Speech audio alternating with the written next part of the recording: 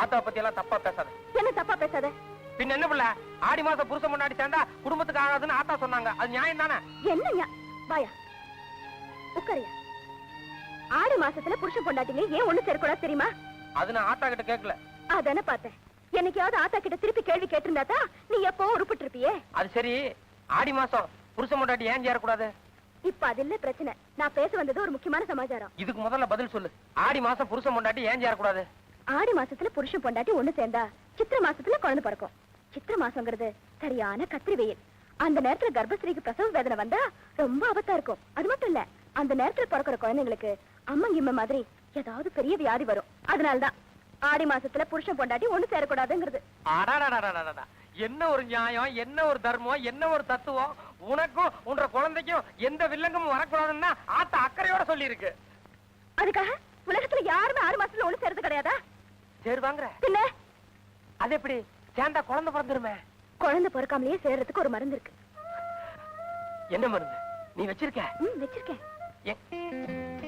ஆமா, நீ சொல்றத பார்த்தா அது ரொம்ப விவரமான மருந்தா இருக்கு. ஆனா நீ புதுசா கல்யாணம் கட்டவ, உனக்கு எப்படி பிள்ளை கிடைச்சது?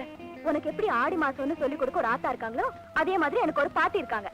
அடியே, உன் வீட்டுக்காரனை பார்த்தா முரட்டாமல மாதிரி இருக்கு.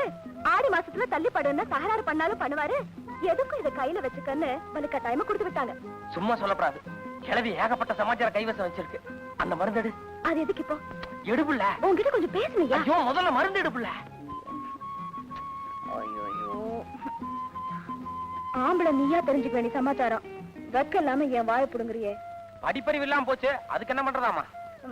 சினிமாவில குடும்ப கட்டுப்பாடு பிரச்சாரத்துல காட்டுவாங்களே, பார்த்ததே இல்லையா? நான் இங்க தீபாவளி பழைய எம்ஜிஆர் படம் மட்டும் தான் பாப்பேன். ஆமா, இது இருந்ததுன்னா கண்டிப்பா குழந்தை பிறக்காதா? நிச்சயமா பிறக்காது.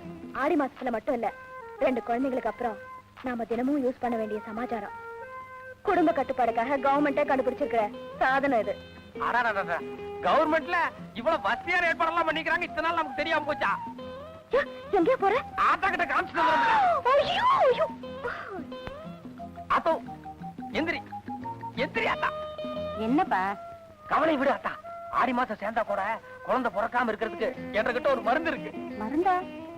ஆத்தா, நான் நீ படிக்காதவங்க, நம்மளுக்கு எந்த விவரம் தெரியாது. ஆனா என்ற வீட்டுக்காரி இருக்காளே, நிறைய படிச்சிருக்கா. அவளுக்கு எல்லா விவரம் தெரியும். அவதான் இந்த மருந்து கொடுத்தா. நீ நிம்மதியா படுத்துக்கோ, நானும் போய் நீ படுத்து பார்த்தா. சிந்தாசு, ருக்கு ருக்கு ருக்கு. வா வா வா, ஓடி ஓடி ஓடி ஓடி ஓடியா. அடடடடடா, என்ன ஒரு வேகம்! சும்மா இப்படி ஆடி மாசம் சொன்ன உடனே இவ்வளவு நேரம் தாக்கு பிடிக்கிறது எவ்வளவு கஷ்டமா போச்சு தெரியுமா? படு படு படு படு. என்ன மறந்தே போச்சு பிள்ளை. ஒரு டம்ளர் தண்ணி கொடு, இந்த மருந்தை நான் சாப்பிட்டேன். அடே, நான் ஒரு முட்டாள் பிள்ளை. நீ சாப்பிடுறதா? ஐயோ, விவரம் சொல்லு பிள்ளை, அப்பதான் எனக்கு தெரியும். சொல்லு பிள்ளை.